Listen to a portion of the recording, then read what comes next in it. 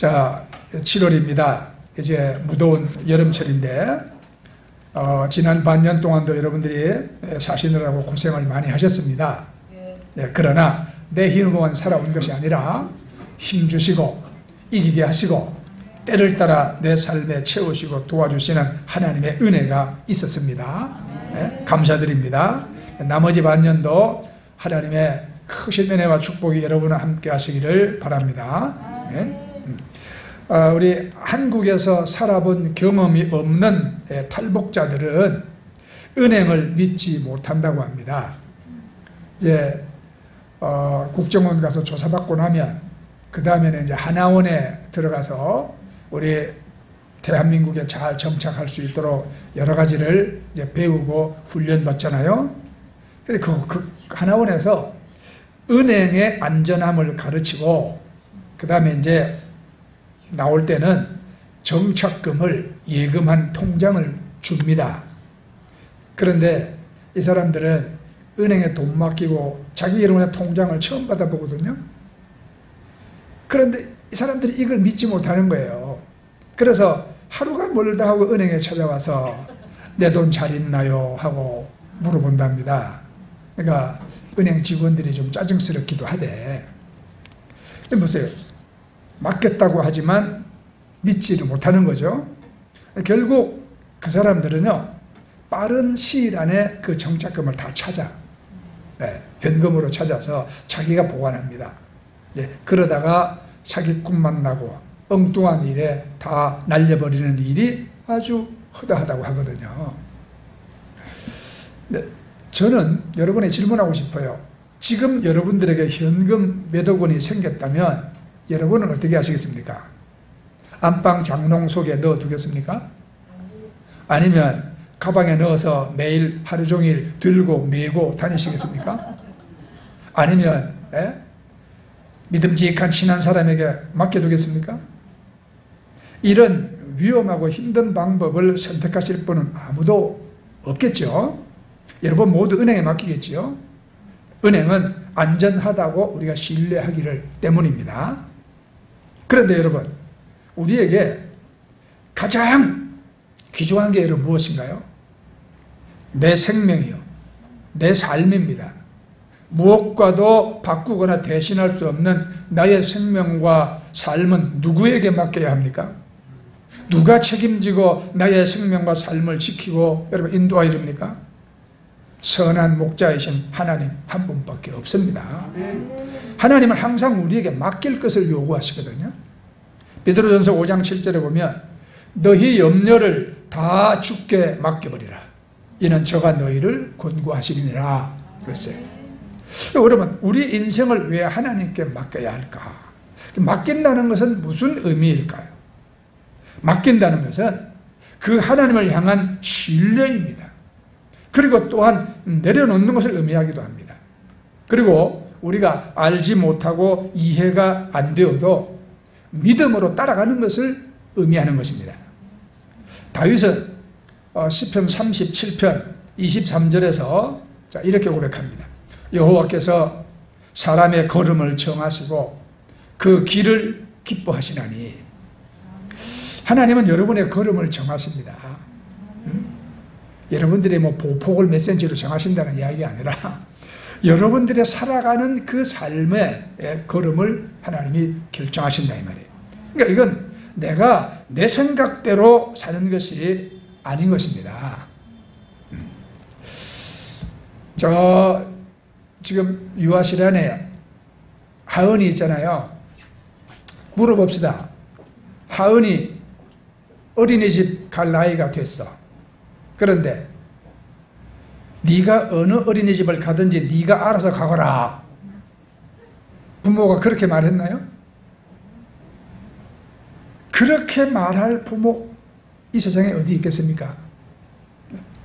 네가 어느 학교에 가든지 네가 알아서 가거라.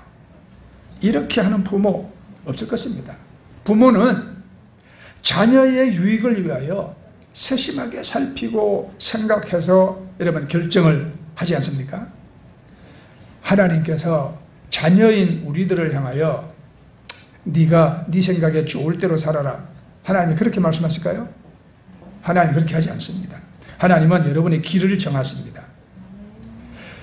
오늘 저와 여러분이 이 자리에 있는 것도 우연이 아니고 하나님의 여러분 뜻대로 우리가 지금 내 걸음을 정하신 그 하나님의 뜻을 따라 저와 여러분이 여기 있는 거예요. 네. 제 고향 부산입니다.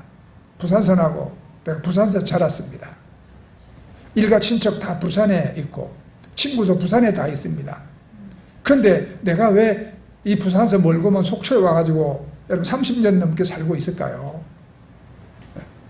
나는 여기 오려고 꿈도 안 꿨습니다. 생각해 본 적도 없습니다.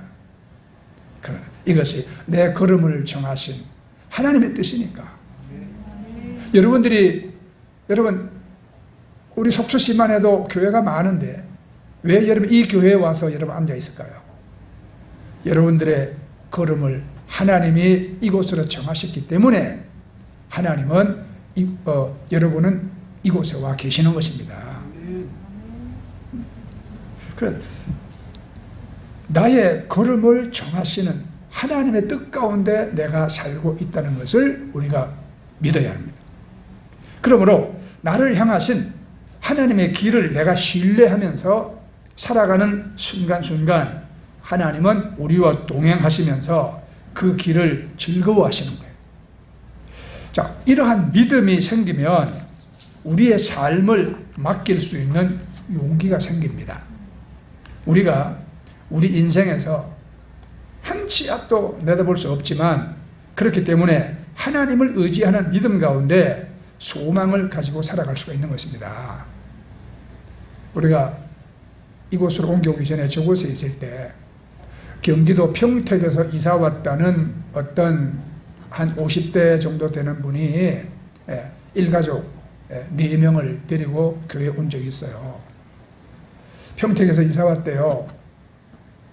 그래서 속초로 이사를 오시는 분은 뭐가 잘 돼서 이사 오시는 분이 없어요. 평택에서 하던 일이 잘 안 되고, 그러니까 또 이곳에 가면 또 무슨 기회가 있을까 싶어서 왔어요. 그런데 교회 한 달 남짓 나왔어요. 또 이사 가야 되겠대요. 그래서 왜 이사를 또 갑니까? 그러니까 속초가 와보니까 자기가 예상했던 것과 전혀 다르대. 그래서 또 다른 도시로 이사를 가야 되겠다 그래요. 그래서 지금까지 어느 도시로 이사를 다녀봤습니까? 하니까 10군데 다녀봤대요. 여러분, 그러한 삶은 성경에서 말하는 바람에 나는 개와 같은 정함이 없는 삶이에요. 우리가 하나님이 나의 살아가는데 내 삶의 걸음을 하나님이 정하신다. 하나님이 나를 인도하신다. 이것을 우리가 신뢰하면은 우리는 그 하나님 안에서 하나님과 동행을 하고 하나님 또한 그 믿음으로 사는 우리의 삶을 하나님이 즐거워하시는 것입니다. 보시고 그 가운데서 하나님이 우리에게 소망을 주시고 기회의 문도 열어주시고 무언가 이뤄나갈 수 있는 하나님의 능력도 주시고 하나님의 손길이 도와주시는 것이죠. 이렇게 여러분 정함이 없이 내 인생 내가 사는 것이고 내 소견에 좋은 대로 나는 산다고 생각하는 사람은 그래요. 바람에 나는 개와 같습니다. 그래서 우리 믿음으로 사는 삶은 여러분 절대 그런 삶이 아닙니다. 우리가 살아가는 삶에 내일 내가 무슨 일을 만날지 우리가 어떻게 알 수 있겠습니까? 그렇지만 하나님이 나의 걸음을 정하시고 하나님이 지금도 나와 함께 하시고 하나님이 나의 선한 목자로서 내 삶을 책임지고 지켜주시고 인도한다는 그 믿음이 있기 때문에 우리는 불안하거나 두려워하지 아니하고 그 하나님 안에서 우리는 소망을 가지고 살아갈 수가 있는 것입니다. 그래서 우리가 이 삶을 내 삶을 맡긴다는 것 의미를 우리가 좀 더 깊이 알아야 되겠죠. 5절 6절 말씀에 보면 네 길을 여호와께 맡기라. 그를 의지하면 그가 이루시고 내 의를 빛같이 나타내시며 내 공의를 정오의 빛같이 하시리로다 그랬습니다. 하나님의 뜻을 하나님께 묻다라는 책이 있습니다. 폴 리틀이라는 분이 쓴 책인데 하나님의 뜻에는 두 가지 면이 있다고 말합니다. 하나는 이미 말씀 가운데 나와 있어서 모든 그리스도인에게 적용되어지는 것. 다른 하나는 하나님께로부터 구체적인 말씀이 없어서 우리의 결단이 필요한 경우. 이렇게 이제 두 가지를 말했습니다. 그런데 사실 신앙적으로 우리가 아주 간단하게 생각해야 되는 것이 있어요. 여러분, 우리는 이미 성경에 기록되어져 있는 말씀을 통해서 우리가 예수 그리스도를 닮아가는 것이 하나님의 뜻이다 하는 것을 알고 있지 않습니까? 성경에는 많은 긍정적인 명령이 있는가 하면 또 부정적인 명령도 있습니다. 하라는 명령이 있고 하지 말라는 명령이 있다 이 말이에요. 우리가 정말 쉬운 것은 그 말씀대로 살아가면 되는 것이거든요. 그런데 왜 어려운가? 여러분 구체적인 예를 들어봅시다. 안식일을 거룩하게 지켜라 이 명령 앞에서 우리가 이제 주의를 지키라는 말씀이잖아요. 그 명령 앞에서 고민하지 말라 이 말이에요. 사업 아니면 뭐 중요한 이권 이런 가운데 딱 주일이 걸려 있다면 하나님 이거 굉장히 내가 사업에 중요한 일을 해결해야 되는데 내일 교회를 가야 될까요? 이런 하나님의 인도를 구할 기도가 필요 없다 이 말이에요. 왜냐하면 그 순간에 필요한 것은 하나님의 인도하심이 아니라 안식일을 거룩하게 지키려는 내 믿음의 결단이 필요하기 때문이에요. 그렇지 않습니까 여러분? 그죠? 네. 그럼 왜 주일을 못 지킵니까? 주일날 일 안 하고 돈 안 벌고 그러면은 내 삶이 어려워질 것이다.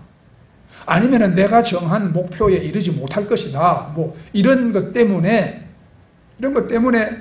우리가 여러분 주일날 마땅히 예배드려야 할 날을 여러분 범하고 그다음에 여전히 자기의 생각대로 돈을 따라서 일을 하거나 사람을 만나거나 하지 않습니까? 그게 뭡니까? 불신앙이잖아요. 하나님을 신뢰하는 믿음이 없는 거잖아요. 그러니까 우리가 하나님 명령 앞에 우리는 뭐 다른 거 하나님의 뜻이 무엇인가요? 할 필요가 없어요. 그 말씀대로 하나님을 신뢰한다면 말씀대로 우리가 그 말씀을 지키고 나가면 되는 것이거든요. 불의한 이득을 취하지 마라. 이런 명령 앞에서 이것도 우리가 고민하지 말아야 돼. 이런 것도 역시 여러분 인도하심을 구할 게 아닙니다. 제가 여러분들의 말씀드린 바 있지만 나도 그런 것 때문에 실수를 범했고 또 나중에 하나님의 그런 가르침 가운데 깨달음을 얻죠. 개척하러 와서 첫 해 교인 아무도 없을 때 11월 16일에 우리가 창립 예배를 드렸으니까 우리 교회 식구라고는 우리 집안 식구밖에 없잖아요. 3명. 성탄절이 다가왔습니다. 근데 성탄절 출이라도 하고 싶은데 가진 게 없잖아요, 돈이. 그래도 안에 반짝이 줄이라도 좀 걸자. 그래서 청학동 고객 산동네 넘어서 시장으로 내려갔어요. 그때 고바오 문구사가 시장에 있었잖아요. 거기서 반짝이 줄을 샀어요. 그때 줄이 한 줄에 50원 했어요. 50원. 그러니까 그 줄을 내가 20줄을 달라 그랬어요. 20줄이면 얼마입니까? 1금 1,000원. 그런데 그 아가씨가 옆에서 줄을 세줍니다. 나도 같이 속으로 셌잖아요. 그런데 이 아가씨가 22줄을 주는 거예요. 2줄이 더 왔어. 그때 내가 내 양심에 2줄이 더 왔네. 그럼 2줄을 내가 돌려줘야 되나? 아니면 그냥 모른 척 받아와야 되나? 네. 짧은 순간에 많이 망설였어요. 네. 내 마음대로 생각하는 거야. 그때는. 하나님이 개척교회 어렵다고 2줄 더 주시나 보다. 그러고 시신 뚝 떼고 모른 척하고 그냥 받아봤죠. 네, 2줄에 내 양심을 속였어요. 그리고 와서 그걸 했습니다. 아내 했어요. 그런데 해놓고 나니까 바깥은 여전히 깜깜해. 그 가난한 산동네에. 그래서 바깥에도 뭐 좀 반짝이 전등이라도 좀 해야 되겠다 싶어서 다시 내려갔죠. 그래서 반짝반짝하는 전구 50개 달린 거, 예, 그 줄이 그때 한 줄이 5,000원이었어요. 거금 10,000원을 들여서 그 2줄을 사다가 그때 덕장하던 그 자리였으니까 그 예배당 자리가 우리가 거기 막 축대나 담을 쌓기도 전이거든요. 얘가 탁 쓰러져가는 이런 말뚝에다가 철조망, 녹슬은 철조망이 이제 이렇게 쳐져 있으면 그게 담이었어요. 그 철조망에다가 그 반짝이를 2줄을 걸었잖아요. 그러니까 이제 오색 전구가 반짝반짝, 예? 성탄절이 다가오고 있습니다. 초라했지만 옹색하지만 그래도 걸어놓고 나니까 보기는 좋았어요. 근데 아침에 자고 일어나니까 그 2줄이 홀랑 없어졌어요. 누가 걷어갔는지. 네. 내가 너무 화가 났죠. 예? 소리는 안 질렀지만 소리 지르고 싶었어요. 동네에 이 도둑놈들아. 교회 거를 훔쳐가냐. 아무리 없어도 막 그러고 싶었는데, 근데 내 마음에 탁 생각나잖아요. 세상에 내가 저렇게 50원짜리 그 2줄, 50원짜리 2줄을 양심을 속이고 더 받아왔더니 5,000원짜리 2줄이 없어졌어요. 100배가 없어졌어요. 100배가. 동네 사람들 보고 이 도둑놈들을 하려고 하다가 아, 내가 도둑놈이구나. 그래서 그냥 들어가서 회개했죠. 하나님, 잘못했습니다. 내가 도둑질했습니다. 내가 내 양심을 속였습니다. 그리고 회개했어요.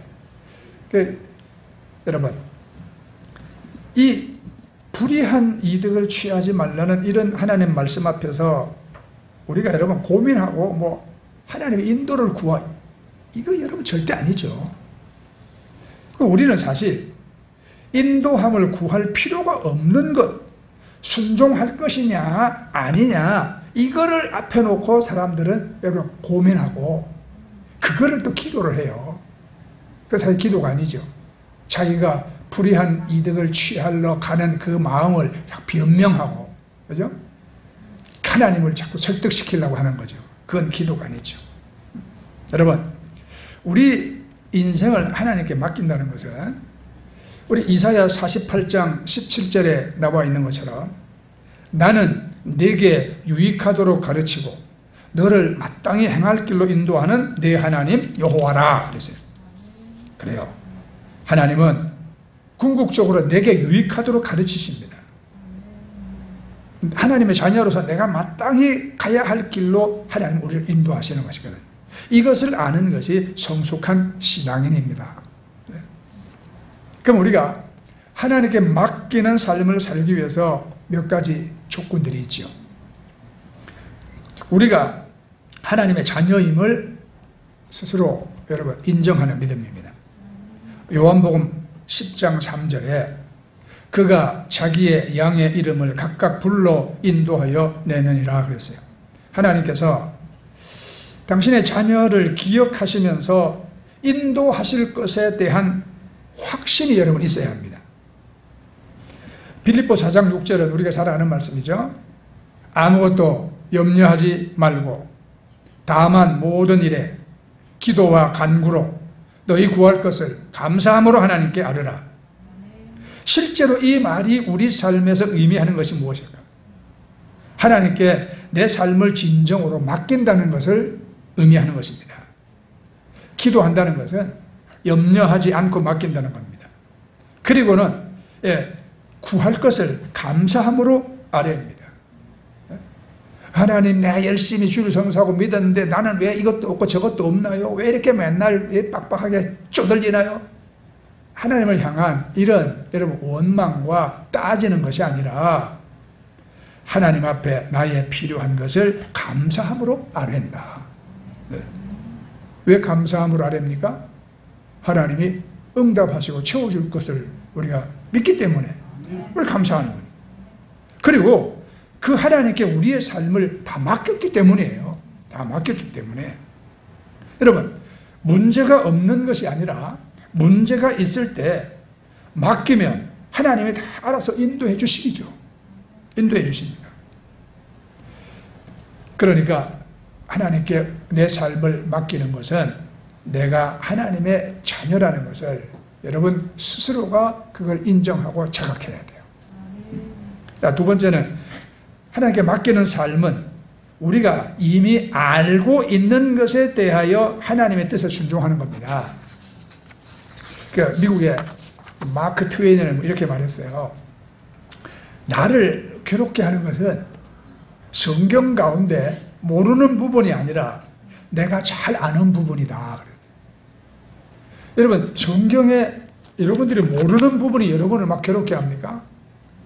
그런 일 없습니다. 모르면 태평입니다. 나를 정말 괴롭게 하는 것은 내가 잘 아는 부분이다, 이 말이에요. 그러죠? 여러분 가슴에 확 와닿는 말이잖아요. 우리는 누구나 다 똑같은 하늘 아래서 똑같은 24시간을 삽니다. 그런데 사람들은 성경을 통해서 여러분 다 알고 있는 말씀을 우리가 못 지키고, 왜 못 지킵니까? 자기 삶을 맡기지 못했기 때문에, 하나님을 신뢰하지 못하기 때문에 그렇죠. 그러면서도 우리는 늘 많은 변명을 합니다. 예. 시간 없었다, 또는 뭐 어쩔 수 없었다, 자, 이런 말 하죠. 그러니까 이런 말도 다 우리 자신의 불신앙을 우리가 다 변명하기 위한 말들이에요. 그러니까 결국은 내가 하나님 알고 있는 하나님 말씀을 내가 여러분 순종할 것이냐 불순종할 것이냐, 나의 선택이잖아요. 그렇죠? 네. 이건 내 선택의 문제일 뿐입니다.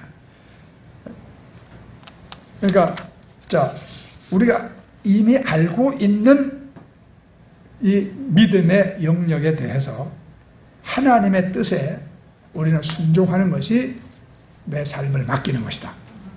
세 번째로 가장 중요한 것은요, 우리 살아가는 삶에 있어서 그 미확정된 부분, 아직 내가 모르는 부분, 이런 거에 대해서도 기꺼이 하나님께서 순종할 준비가 되어 있는가. 대개 우리의 고민은요, 내가 이미 내 의중에 두고 있는 것을 하나님께서 동의해 주십시오, 이러고 우리가 기도를 많이 해요. 내가 이미 결혼할 상대를 정해놓고 또 내가 갈 곳을 다 정해놓고 그것이 하나님의 뜻이기를 바라는 기도를 합니다. 사람들은 내가 결정한 것, 내가 하고 싶은 것, 하나님이 그래 동의해주고 하나님이 막 도와주기를 원하시는 거예요. 그런데 그렇게 기도를 하면 기도할수록 여러분 가슴만 답답한 경우를 많이 보게 돼요. 그런 기도와 신앙은 아주 심각한 오류를 포함하고 있습니다. 사람들은요, 하나님 제가 잘 아는데요, 제가 생각한 대로 하면 잘 될 것 같아요. 내가 생각한 대로 이렇게 하면은 성공할 것 같아요. 행복할 것 같아요. 그런데 지금 하나님 하라는 대로 하면 이거 실패할 것 같아요. 뭘 모르고 하시는 말씀이에요. 그럼 이대로 가면 내 인생은 실패하고 불행해질 것 같아요. 내가 가난해질 것 같아요. 빚도 못 갚을 것 같아요. 막 우리는 그런 생각 가지고 있잖아요. 그런데 과연 하나님이 우리보다 모르실까? 예? 여러분 어떻게 생각하십니까? 하나님의 사업에 대해서 뭘 알아요? 하나님 돈 벌어보셨나요? 예? 그렇게 말하는 사람도 있어요. 어떤 심각한 사업의 진로의 고민을 가지고 와서 기도해달라고 요청을 합니다. 기도했습니다. 하나님 지금 저 사람이 사업을 이렇게 어떻게 해야 합니까? 어떻게 해야 합니까? 하나님 말씀해 주시고 가르쳐 주세요. 응답 받았어요. 그래서 불러서 하나님이 이렇게 하기를 원하신다고 말해 줬어요. 예. 돌아오는 대답이 뭡니까? 목사님 돈 벌어 봤나요? 목사님 사업해 보셨어요? 사업은 그런 게 아닙니다.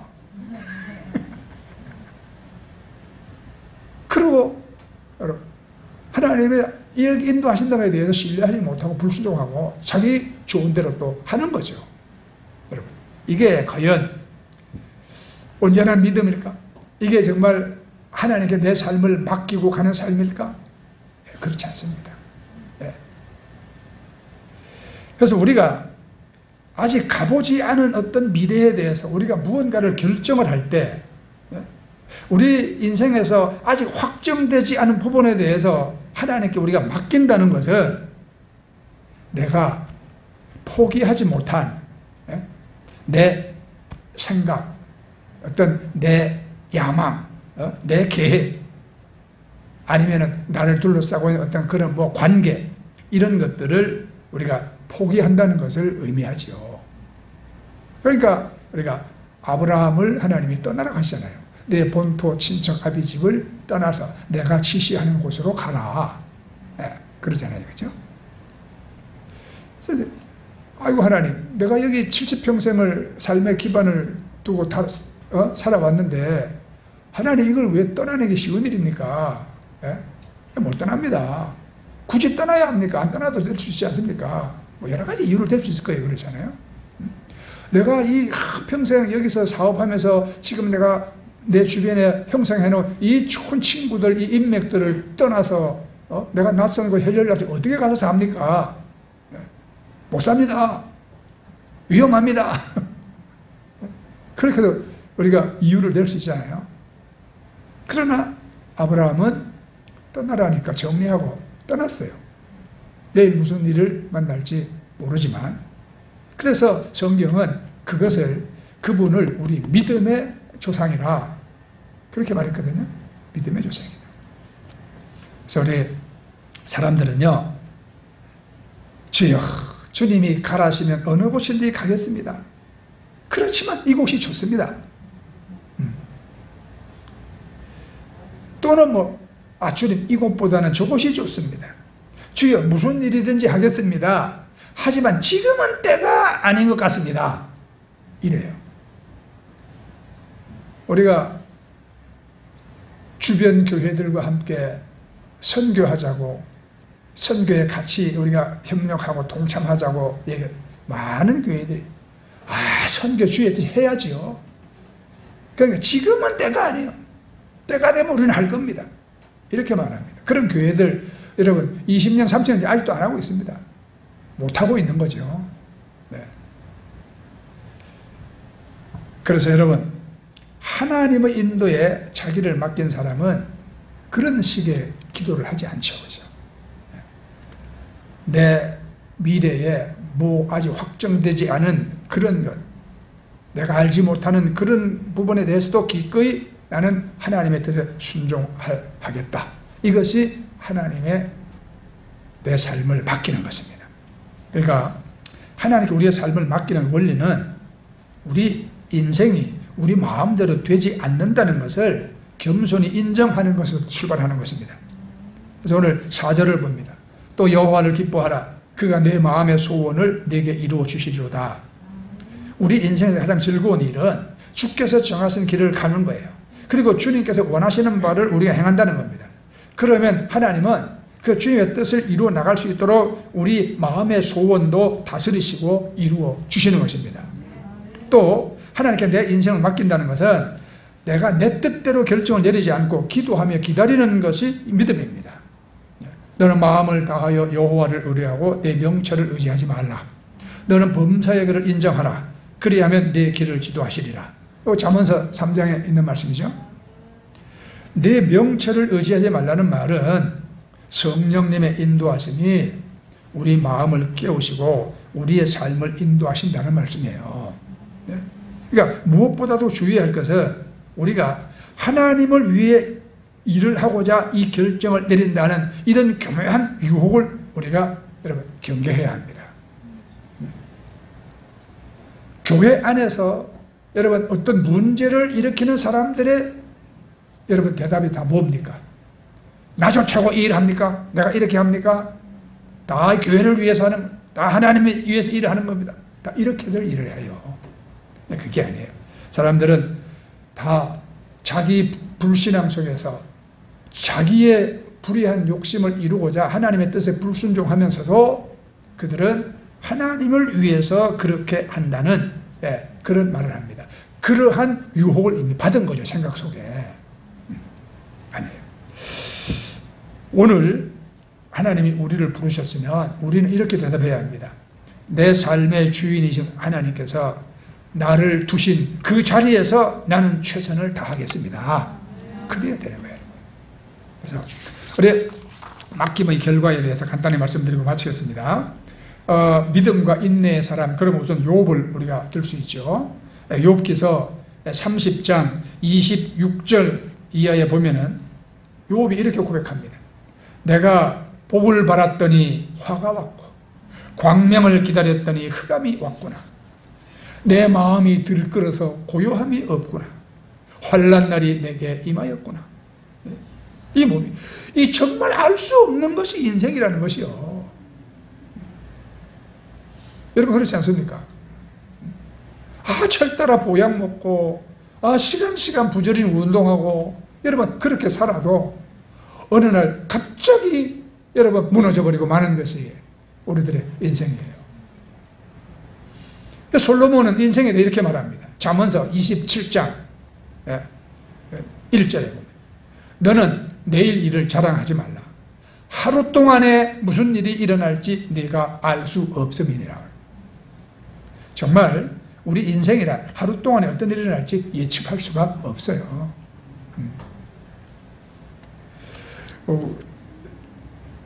오늘 뉴스를 보니까 서울에 어디 주차장에, 야외 주차장에 차들이 쫙 주차되어 있는데 그 중에 차 한 대가 불이 났어요. 그 불이 옆에 차로 옮겨 붙어갖고 차가 8대가 다 홀라당 타버렸어요. 그렇지? 그래서 생각해 보세요. 거기 주차해놓은 사람이 오늘 자기 차가 탈 줄 알았을까요? 전혀 모르죠. 꿈에도 모르죠. 그렇죠. 그러니까 우리는 하루 동안에 무슨 일이 일어날지 우리가 알 수 없는 것이 우리 인생이에요. 예측할 수 없어요. 몽골에서 사역하는 이용규 선교사님이 쓴 내려놓음이라는 책, 여러분들이 막 읽어보셨을 거예요. 이런 얘기 있잖아요. 주일에 대해서 예배를 드리는데 이름이 볼러르라는 자매가 땀을 뻘뻘 흘리면서 교회에 들어왔어요. 그러니까 이 자매가 예배 몇 시간 전에 소를 잃어버렸어. 소를 찾으러 이리저리 막 대충 뛰어다니는데 이거 예배 시간이 다 된 거예요. 그래서 이제는 내가 소를 찾으러 계속 다녀야 되냐, 예배를 드려야 가야 되냐, 이 중요한 결단의 순간이잖아요. 그 자녀는 소를 포기하고 예배를 드리러 헐레벌떡 땀범벅이 돼서 뛰어왔던 겁니다. 네. 그런데 예배를 마치자마자 밖에서 소 울음소리가 들려. 나가보니까 잃어버렸던 소가요. 그 예배당으로 와 있어요. 예배당 문 앞에 와 있어요. 참, 우리가 이런 것을 우연이라고 생각하기 참 어렵습니다. 그렇지 않습니까? 네, 우연이라고. 그 소의 걸음을 누가 인도하셨을까? 하나님이시. 우리가 하나님 말씀에 순종하는 것은 잃는 것이 아니라 얻는 것이라는 것을 우리가 우리 이 믿음을 생활하면서 우리가 체득하고 배워야 됩니다. 내가 이게 사람들이 그래요. 일 안 하러 가면은 잃는 거다. 그죠? 주일날 일 안 하러 가면 내가 손해보는 거라 생각하잖아요. 근데 그게 아니에요. 우리가 하나님 뜻에 순종하는 것은 잃는 것이 아니라 얻는 것이다. 이것을 우리가 살아가면서 배워야 합니다. 살아가면서. 그러니까 누가 옆에서 자꾸 말하면 그것이 성질나고, 그래요. 그렇게 해서 벌어봐야 어느 한순간에 다 허사로 날아가고 맨날 삶이 원점이라는 사실을 자기가 깨달아 알아야 돼요. 그죠? 그게 아니에요. 우리가 그렇게 불순종, 불신앙 속에서 열심히 일하면 여러분 벌어도 구멍 뚫어진 전대에 넣음같이 어느 틈에 다 새어나가버리고 그 삶에 남는 것이 없다고 성경은 분명히 말씀합니다. 예. 그렇게 살면 먹어도 배부르지 않고 마셔도 시원하지 않고 입어도 따뜻하지 않다. 삶에 만족이 없다 이 말이에요. 그래서 맡긴다는 말의 의미는 내가 주장하던 삶을 이제 하나님께 옮기는 것이고 내가 계획했던 것을 하나님의 계획 가운데 이루어지도록 하는 것입니다. 그래서 오늘 읽은 우리 5절 6절 말씀에 내 길을 여호와께 맡기라. 그를 의지하면 그가 이루시고 내 의를 빛같이 나타내시며 내 공의를 정오의 빛같이 하시로다. 이 말씀은 우리 삶을 하나님께 맡기면 그 결과에 대해서 참으로 멋있다고 여러분 선포해 주시는 거예요. 지금 결국은 하나님께 다 이루시고 다 드러나게 하시리라 이 말입니다. 그래서 잠언서 16장 1절 3절 말씀 보면 마음의 경영은 사람에게 있어도 말의 응답은 여호와께로부터 나오느니라. 너희 행사를 여호와께 맡기라. 그리하면 너희 경영하는 것이 이루어지리라. 하나님께 온전히 맡긴 사람은 불평하지 않습니다. 하나님께 내 인생을 맡긴 사람들은 하나님께서 앞으로 인도하실 것을 전적으로 신뢰하는 것입니다. 시편을 기록한 다윗은 평생 산전수전 다 경험하는 가운데 영광과 욕됨을 다 함께 맛본 사람이에요.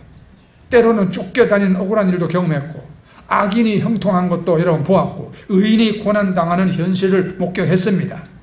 불의한 자가 득세하는 광경도 보았습니다. 아무리 생각해봐도 이해되지 않는 일들 수없이 경험했습니다. 그럼에도 다윗은 하나님은 믿음으로 역경과 고난을 이겨냈습니다. 초라한 목동에서 이스라엘 왕이 되었습니다. 40년을 여러분 존경받으며 이스라엘 다스렸고 지금도 이스라엘 민족이 성군으로 여러분 추앙하는 개인적으로 인생 경영에 성공을 했죠. 이제 여러분 하나님께 인생을 맡기고 살아가면서 우리에게 주시는 하나님의 은혜를 여러분 경험하시고 여러분의 인생 경영이 다 보람있게 잘 이루어지기를 저는 예수님으로 축복합니다. 아멘. 네. 자, 우리 찬송하고 하나님께 기도 드리겠습니다.